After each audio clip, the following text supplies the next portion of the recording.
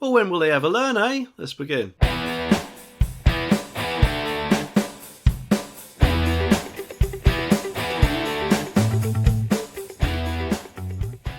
Transport for London is facing a high-stakes showdown at the High Court, and if they lose, 500,000 drivers might be in line for a refund of a lifetime. You see, TFL was quite the eager beaver, as it's known, with their CCTV cameras, but they're using them to target those motorists who dared to park in places they really shouldn't do. And apparently those red routes on London's main road network were their battleground, and in the last year they raked in an enormous £17 million from issuing penalty charge notices. It's like there's some sort of reverse Robin Hood, isn't it? Taking money from the poor and they say reinvesting it into transport schemes, although to be honest, it does make me wonder why Sadiq Khan often seems to ask government for money when it comes to Transport for London. But I could be wrong. But the thing is, these parking tickets come with quite a hefty face value of 160 quid. But of course, if you're lightning fast and pay your fine, as they like to see it, within 14 days, you apparently get a 50% discount.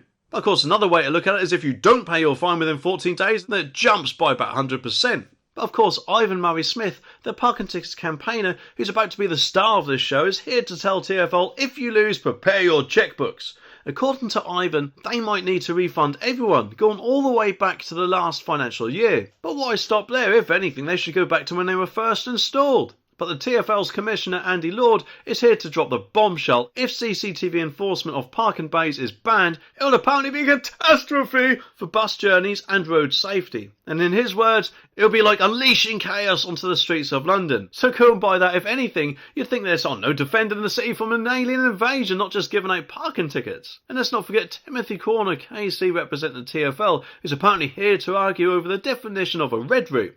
Does it include parking bays? And if yes, then bring the CCTV cameras, and if not, well, they'll probably find another way to catch out the people who's parking where they shouldn't. And admittedly, if you're not meant to park where you shouldn't be, then you shouldn't be, but I do think that TFL often goes overboard with fines, don't they? But of course, we can't forget Commercial Plant Services, CPS, a firm with a fleet of 400 vehicles. Apparently they parked their vans and HGVs in parking bays and got slapped with numerous tickets. But strangely, they can't have their day in court.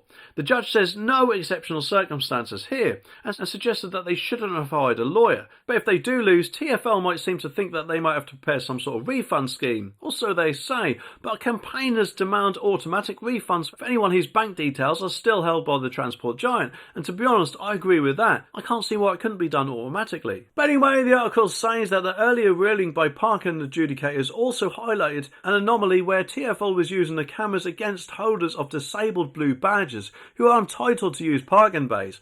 The blue badges have to be visible in the vehicle's windscreen and alongside a cardboard clock in showing the vehicle was parked. But unless the cameras are pointing directly at the windscreen, the blue badge cannot be seen.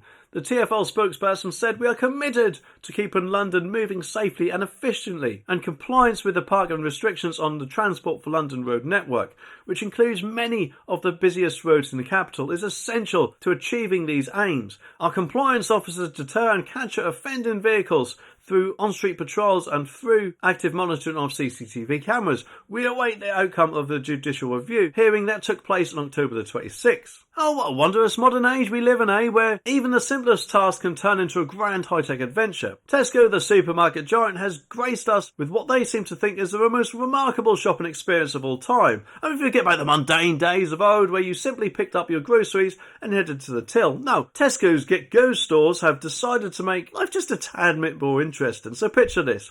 You're on a mission to bag some bargains and you come across those little enticing yellow stickers. You know, the ones in the reduced section, which, let's face it, is a bit like finding the Holy Grail, isn't it? But here comes the twist. Tesco's advanced technology, including cameras, weight sensors and an app, is here to make shopping like an absolute breeze, or at least that's the plan. But there is a catch. This tech wizardry apparently isn't adapted to recognising items which have been graced with the yellow sticker and a discount. You see, these yellow stickers apparently change prices faster than a chameleon at a paintball competition. So if you're not vigilant or jump through their hoops, which I'll tell you about in a minute, you might just end up paying full price for your discounted items. But of course, in the cost of living crisis, who needs extra money, right? We all do, Tesco. So something like this should have been sorted. And if you're not too sure what Get Go stores are, there are apparently a version of those Amazon stores in London and a few other places, Amazon Fresh I think it's called, where you just walk in, pick up the items you want and just walk out without the need to scan or go to the till or anything, which a lot of people do think is a good idea. But personally, not only will it cause a lot of people to lose their jobs, in the future, but could be a step backwards, because instead of being able to go to a till and scan your item, you now apparently have got two other options. Option one is to go and try and find a staff member, which, let's face it, in supermarkets is like trying to find Where's Wally, isn't it? Or option two, apparently you have to stand in a designated blue circle for your price to be manually adjusted. Which, I don't know about you, doesn't sound really efficient or quick to me. As let's face it, these automated stores presumably have less staff than a dedicated shop. So of course, while Tesco's Get Go stores and no doubt Amazon Fresh probably think they're the ultimate pioneers of automation, the rest of us might think differently, because, you know, who needs a friendly person at the till when you can have a complex system that can't even spot a yellow sticker, right? Because let's face it, it's a surefire way of putting hard-working people out of a job to replace them with technology that struggles to identify a discount. It does make me wonder, though, how quickly these sort of stores will spread countrywide, and if other companies such as Aldi and Asda also do their own versions, just how many people will be made redundant and therefore join the job centre queue. But anyway, the article says that thousands of shops are already moving away from traditional manned tills to be replaced by self-service areas. Aldi apparently also opened its first free checkout store in the UK in 2021 in Greenwich. Well, of course, we're all in a wild world of energy-saving challenges and rewards, it seems.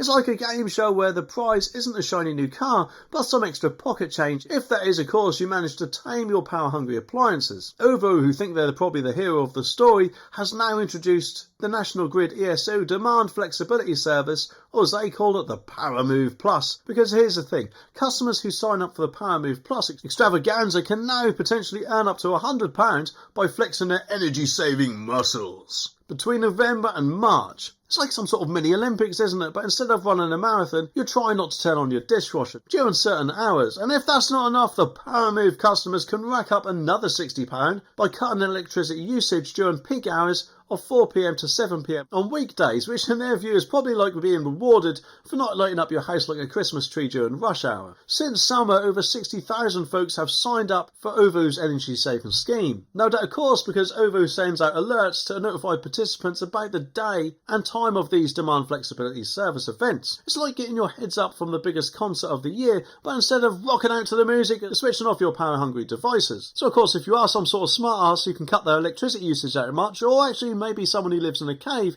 you could save 160 quid this winter. It's like getting some sort of gold medal in the Stop Using Your Blender at Peak Times Championship, isn't it? And of course, Matt Moakes, the Chief Commercial Officer at OVO, steps onto the stage to explain that while the Demand Flexibility Service had its trial run last year, the real goal is to drive potential change in the energy system. Which, let's face it, to be honest, I don't know how well that will work with, let's face it, the government wanting everyone to have electric cars by 2035. But no doubt, of course, they'll probably want to worry about that another day. Let's just sweep it under the carpet for now, shall we? But of course, in the midst of all this energy-saving crap, it's hard not to think about the larger issue at hand. Energy prices need to come down, don't they? And in fact, if anything, they need to come down faster than the roller coaster dropping from its peak, especially when you hear about the colossal profits that these energy companies often make. It's like saying, hey, I saved £10 on my bill, but can we talk about the hundreds I'm still spending? It does make me wonder, though, just how eager OVO and the other energy companies, of course, will be to actually give people the bonuses for jumping through these hoops. Or will they be very strict, oh, you didn't quite do it this month, even though you're about 100 watts off making the target?